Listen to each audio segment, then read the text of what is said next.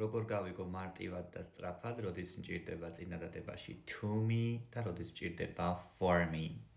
სადაც დაფიქსირებული არის ვიღაცის მოსაზრება, აზრი, გჭირდება to me, სადაც დაფიქსირებული არის სარგებელი, გჭირდება for me. ნახოთ პირველი წინადადება.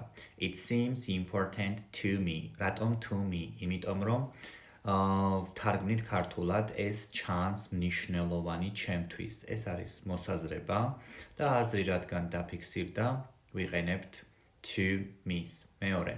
Eating vegetables is good for me. ბოსტნეულის მირთმევა არის კარგი ჩემთვის. და ზოგადად ყველასთვის აქ არის სარგებელი. ბოსტნეულის დადებითი თვისებები. მესამე. Regular exercise is good for me. აქაც არის ვარჯიშის სარგებელი ადამიანისთვის და ჩავსვით for me. მეოთხე.